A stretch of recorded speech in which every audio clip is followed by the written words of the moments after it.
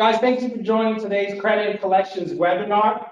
All right, guys, the Credit Department overview. The Credit Department serves as your contact for the following functions. Just so we all know why we go to the Credit Department or the Collections Department, right? Who do we contact? Well, the Credit Department reviews potential customers for credit extension, assign and provide billing codes, evaluate companies for credit increases, facilitate the completion of company contracts, COIs, and credit card charge processing. They also provide copies of W-9s and carrier packages. So if you ask me, Gabe, I need to set up a new customer, who do I go to? We're going to tell you, go to the credit department at evansdelivery.com. And I know a lot of you may, I know a lot of you already may know that already, but there's a lot of new agents on with us today that may not be aware of that or 100%. Gabe, if I have a new customer, who do we go to? Credit department at evansdelivery.com will hook you up. They're going to give you the billing application sheet and the credit authorization form and the billing requirement sheet. Basically, we just go to the customer and say, okay, fill this out for your credit and how do you want to be billed? Okay. Remember, we just email credit department at evansdelivery.com. Emails are reviewed and responded Monday through Friday, 8 to 6 p.m. Okay. Okay, that's in my way, but it shouldn't be in your way. Give me 1 second. Move that over. You want to email the credit department, including the company name, address, phone number, bill to code. If you're not sure, just say, hey, credit department, I got this customer. This is their name. This is their address. Can you hook me up? There may be instances where that customer is already in the system, so we can get back to you a lot quicker. It actually is, okay? Our credit department team will review the company information and provide the credit status to you. Company commonly requested forms can be found in the agent portal or provided by the credit department as a PDF or e-signed document. So I'm going to show you where these documents are in the next slide. It's pretty straightforward. I would actually go on the agent portal and show you, but due to the computer complications that we're experiencing today, I'm just going to stay up on this slide and we're going to show you through PowerPoint. Okay? And that's the billing requirement sheet. Remember, I mentioned that, the credit application and the credit card processing form. And I believe the next slide, it doesn't like me today. Where do I got aim?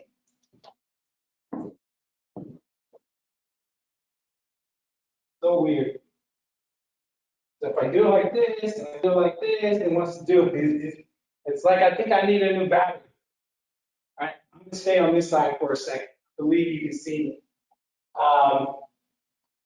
There you go. Here's the billing requirement sheet needed for all new accounts.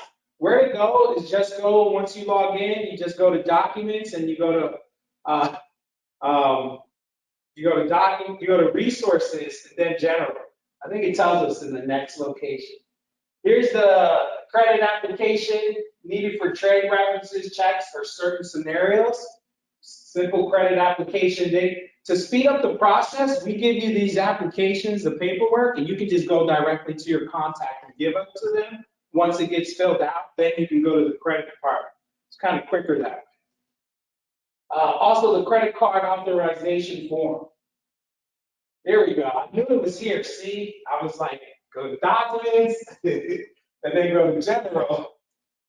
And then this credit card application form. The other ones are here too, okay? You don't see it in this example, but the other ones are here too. All companies' customer billing requirements, except. All right?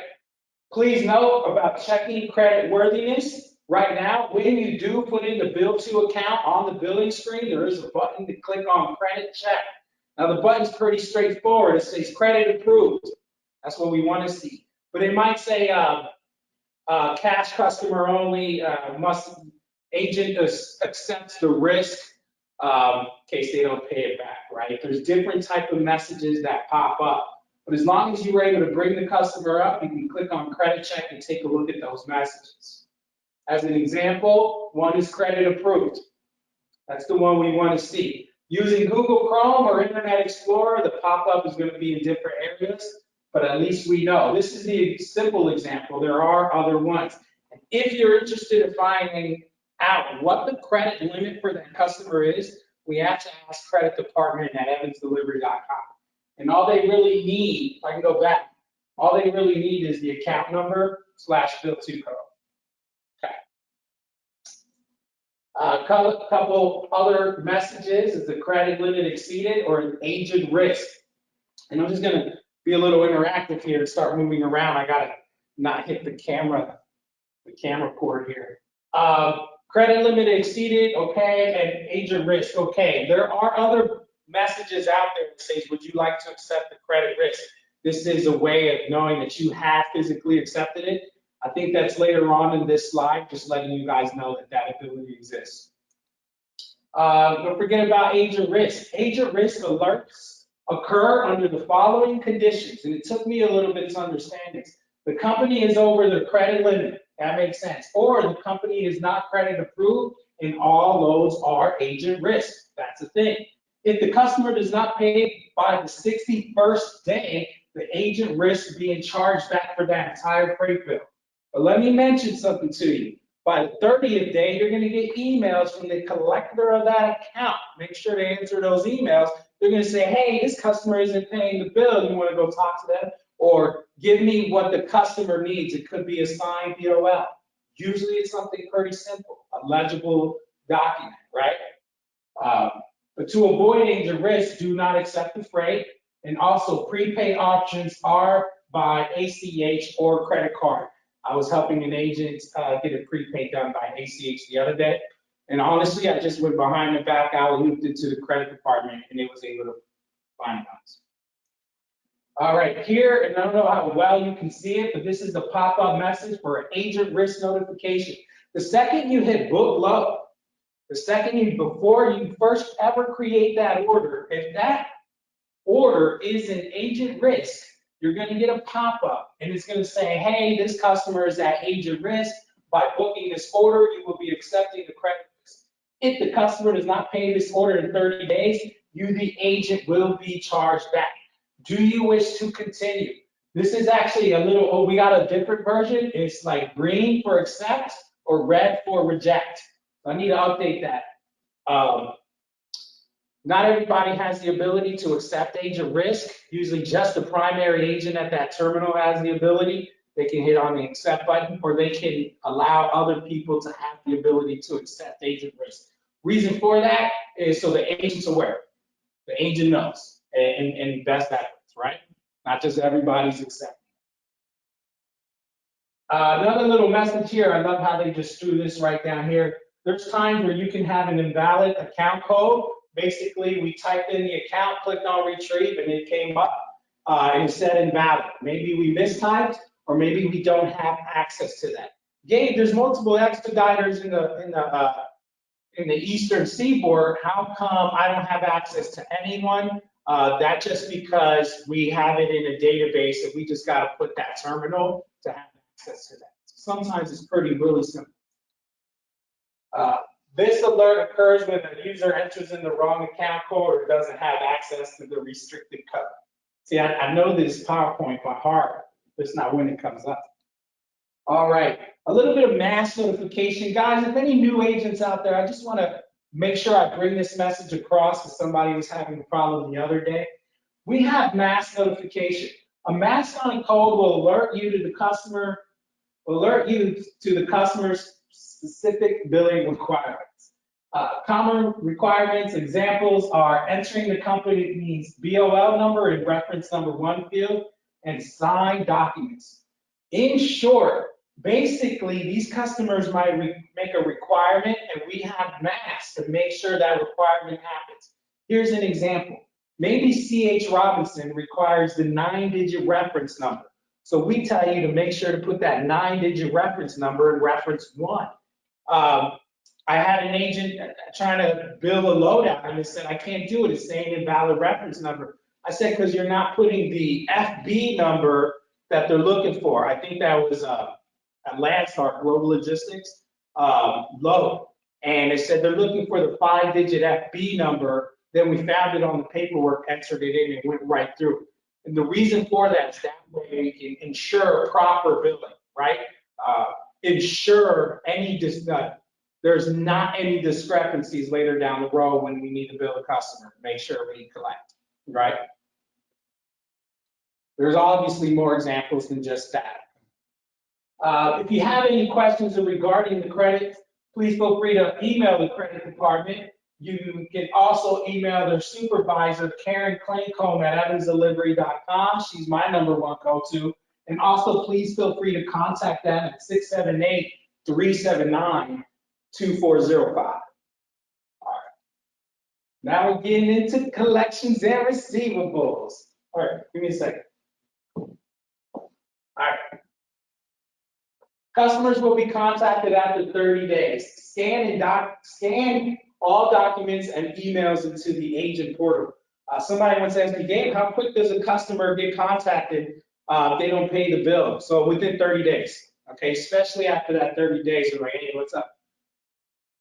Problems we encounter: rejections, bad references, missing paperwork, illegible paperwork, short pays, missing rate confirmations. Okay, that seems to be the #1. I can honestly tell you, I go to the credit department and I say, what's the #1 issue that you're having with the collections department? That you're having with collecting? They're like illegible paperwork. Basically, if a driver takes a picture of the paperwork, and it comes across, it might lose quality and it's illegible. Okay, you can't read it. So we have to try our best to get it more coming across better than that, right? Including missing rate confirmations. If the customer accepts it, yes. But another popular one is accessorial approvals, and that might come down the road. But we can bill for the freight line and the fuel. Next thing you know, we add detention, and they're not going to pay the bill. They're going to reject that invoice because they're like, who approved this detention? So, and they reject the whole thing at times. So in that case, getting accessorial approvals is very important. All right. I wasn't prepared to be fully dressed on camera today. The agent will be notified for help as needed. Amen to that. Please make sure, I know we're all busy and we're getting a lot of emails throughout our day, but the collector account is emailing you and saying, hey, we had missing paperwork, can you please scan it in for this order? That may be a thing, and you might already have it on your desk or your driver has it, can send you a legible copy. Just an example of a couple of our scat codes out there, which does need to be updated. The last time this was updated was like 2 months ago. And it's important. Must make sure any loads are tendered to your new scat code. I'm going to get a little bit closer to any of our new agents. If you're a new agent and you just came on with us very recently, and you got a rate confirmation tendered to your previous company scat code, make sure that they revise that rate con and send it to you with the updated scat code, your current company scat code. Okay, it's very important because they're like, I tendered it to here, but the invoice comes for here. I'm not paying that. If you have accepted tenders with your previous scat code / company name, you must receive a new tender with new scat code company name. All right. Just a little bit about our short pay procedures. Collectors will review documents scanned in the portal. That includes rate confirmations, accessorial approvals, scanned in supporting charges will be forwarded to customers. Collectors will contact the customer for additional information. All right. The collector will contact the agent if unable to resolve. So we're not going to you right away. We're going to try to get it solved without you. But if we're unable to resolve it with the customers, we will go directly to the agent. All right. If circumstances warrant, the agent may be asked to resolve directly with the customer. Short pay reports can be obtained from the agent portal. As long as I have a good time, and I think I will today, I would like to show you an example of those credit reports out there. We have the short pay report where they only pay some of the bill. And we even have the aging report, which tells us how often do they pay the bill and how much, right? We'll get to that bridge when we cross it. Glad this is working. As you can clearly see here, if you go to reports, there's the short paid report. That's how you get there. And coming over here, We're also going to talk about the deduction process. I feel like a weatherman. Yeah. All right. Agents are responsible for knowing and meeting the customer's requirements. All right. Deductions may occur for missing paperwork, illegible paperwork, incorrect dates, unapproved charges, detentions, lumpers, chassis, right? Short pays, rates, missed appointments, not approved accessorials. And by billing only approved charges and responding timely to a collector request, an agent can reduce or eliminate deductions. Say what? Yes, 100%. All right, so just an example of our aging reports, you would go to the report section, and I'm totally going to show you that as soon as we're done here, okay? You can run an aging report by a bill to, so I might not be ready for that. All right, and it'll just come up. I know you can't read this. I can barely read this. I got some rain on my glasses, but this is still blurry. But it'll come up and it'll tell us, this might be a good example just to go over it real quick. It comes up here and it tells us, all right, this is the balance due on this line item. This is how much they paid between 0 to 30 days. Next is 31 to 60 days. And this is 61 to 90 days. And this is over 90 days. If I come in here and I see a customer on average pays over the 30-day mark, maybe 60 days, between 90 days, that I'm a little worried about that because I'm at risk for all that. So it's definitely helpful to run these short pay reports, and if they pay right away, 0 to 30 days, no worries, no worries, no worries, let me continue doing business with them. But if they pay 61 or more, and the collector might say 30 or more, but if they don't pay within a timely manner, then you can see where that's going. Internet customer billing. The collector can help with logins and passwords, website processes, training on customer requirements. We know we have some customers out there that require us to go out into their system and accept loads or scan in paperwork like Bloom, right? There's a couple other out there. I'm going to bear the examples. Remember that both the web billing and porter billing needs to be completed. Okay, and yeah, I know, right? So you got to go into their system, and then you actually got to bill it through our system. That's the only way to have all the numbers and the breadcrumbs together. To obtain information on a specific customer, you can contact credit department at evansdelivery.com for the specific collector.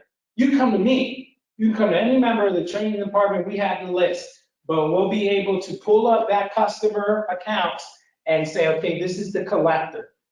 Each customer account has a collector assigned to that account, okay? That way, they can focus on those specific accounts. We are full EDI and non-paper compliant, so there's a lot of EDI customers out there. EDI stands for electronic data interchange. That's the transformation of information or data electronically, right? We're full EDI in this transport industry. Those are called 214s, 210s, 204s, and 997s. There's a couple in between there, it's like 322s and more, but we are full EDI. We also offer web billing, statement billing, FTP documents and invoices, and emailing invoices. So don't worry about how the customer gets the invoice per se. We're going to give it to them any way they need it, FTP, statement billing, or even emailing invoices. We need you to focus on make sure you bill those loads out through the system, you complete them through the system. We'll take it from there, right? As long as it's correct, right? We'll take it from there. And if you're wondering what statement billing is, I just want to analyze real quick.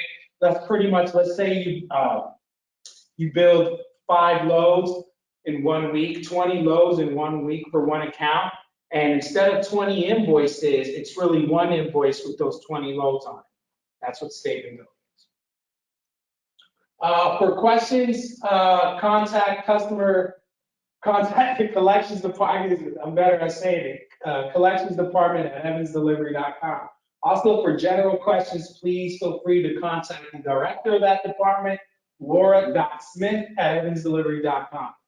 Fantastic person to contact. I believe that's the end of my slide. So I just wanted to reiterate a couple things, and I'm gonna have to come over here to this computer, and I want to show you guys something. And meanwhile, if there's any questions, please feel free to type your questions. I just wanted to show you guys a couple important reports out there. This aging report, like I said, right here, tells us how often does a customer pay the bill? Is it 0 to 30 days, 31 to 60, etc. So that helps us understand it. And if you have it broken down by the invoices, if you want, that's the summary or detailed version. So please take a look at that aging report, okay? You also have the year-to-year sales report, but I want to run to the short paid report. Just real, I don't have the bill to account on me right now, except for maybe one. Let's see what we get here. But basically, what if the customer only paid half the bill and not the whole bill? And that will be found on the short paid report. Yeah, this is empty. I got a couple results here. Let me respectfully zoom in here a little bit. But here we got any of our accounts out there that are currently in short paid status. And here I have the bill to C.H. Robinson. And right over here, we have the total revenue, which in this case, for this order, it's 1036. And they only paid $676 of it. So the balance due is $360 in short. And that was the last pay date. Okay, here's the last pay date. And it also lets us know how often do they pay, like the aging report. So run these short pay reports and wondering, you want to avoid being deducted in any way possible. I'm glad I was able to show you that report. There's one or two more, or just one more I really want to show you is the credit risk outstanding report.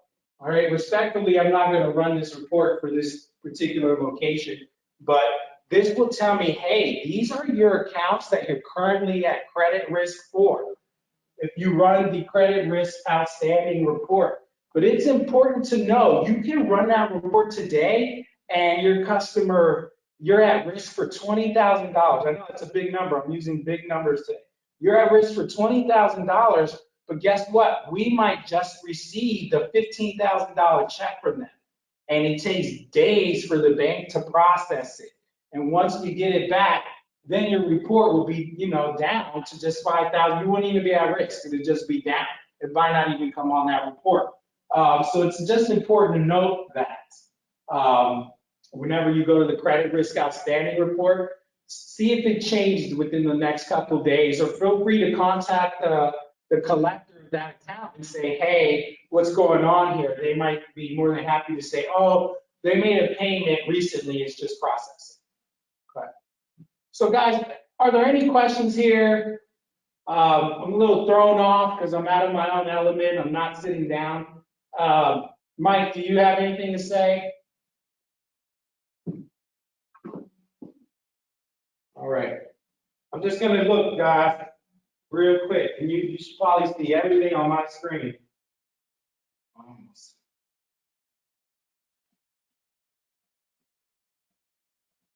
All right. Well, I haven't seen any questions yet. There's just one more thing I wanted to show you guys. And believe it or not, yes, Shirley, you can request a copy of the credit application. Shirley, you can actually just go get the credit application. Let me show you where that's at, Shirley. So you don't have to, unless you request, request a copy of it filled out, then I think you can, if that's where you're at. Usually what happens is you send it to your contact, and your contact fills it out, sends it to you, and then you usually get a copy. But if not, if you're looking for a filled out copy of the credit application, please ask the credit department. But if you want to get a blank copy, all you simply have to do is, once you log in, click on Documents and click on General, and right here, All Companies Credit Application. All right, All Companies Credit Card Authorization. All Companies Customer Billing Requirements. They used to be separated, like for West and Hale and Remoto and stuff like that. It's made in one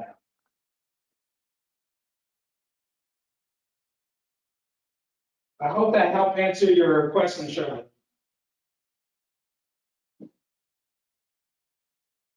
Guys, give me a second here. I want to log into my email. I wasn't prepared to have my computer crash on me. So let me just sign into my email real quick. And I want to look something up for you.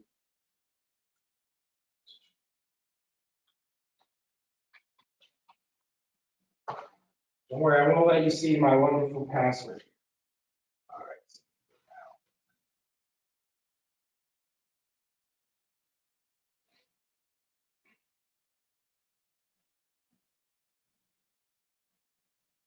All right, give me a second here.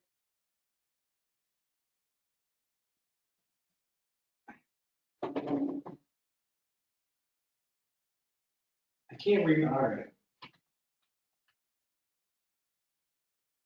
I'm actually going to go look up an email from Karen Claycomb. I found it. I'm going to bring it up on your screen real quick. Ooh, that's not it. Here we go. I don't know how well you can see that. All right. I kind of want you to see this right here. And that's the best I got right now. Maybe I can zoom in a little bit. Hold on. Yeah. I love it when it actually works. Guys, Karen Clayco recently sent out an email, and I just want to respectfully reiterate this information. Remember, we have two different email addresses, one for the credit department and one for the collections department. All right? Please do not send an email out to both of them because it can cause system issues, delays. So remember, whenever emailing the credit department, they can help with reviewing potential customers for credit extension, assign and provide billing codes, evaluate companies for credit increases, facilitate the completion of company contracts, provide copies of W-9s and division packages. So please take a look at this, and if you need this information, please let me know. I'll send it to you. But that's more of a reason why you would go to the credit department. And another reason why you would go to the collections department, aside from the credit department, is for invoices and paperwork copies, invoice corrections dated prior to the calendar week, basically the rate, chassis days, and stuff like that. ACH payment, receipt verification, that's their thing. I don't know about all that. Statement request, as well as customer account questions regarding billing. I just really wanted to bring that up. Please feel free to contact Karen Claycomb. She's the one that sent that email out. But I just want to let you guys know too. Hope this webinar helped today. I know if my clock's working, we're actually at 2:35 because it's quick. When you're not, when my computer broke down, I had to, how do I say, just wing it. So I hope this helped everyone. I'm going to check to see if there's any more questions. Other than that, I'll go ahead and turn off my camera and stay on the line for a little bit. I see a hand raised too. Hold on.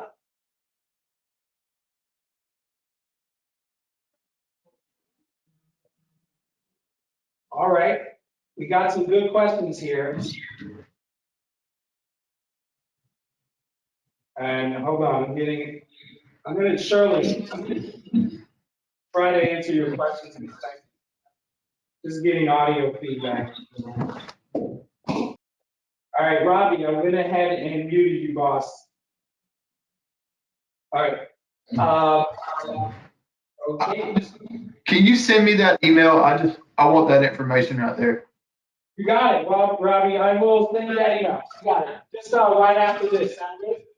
I'll probably just forward it here. Thank you. No problem. Shirley, I know you asked, can you let me know what the difference is in a credit limit and billing a customer? So there's a pretty big difference there. So the credit limit is how much credit do we have with that customer? If a customer comes on and we allow them $10,000 of credit, then you can use them up to $10,000.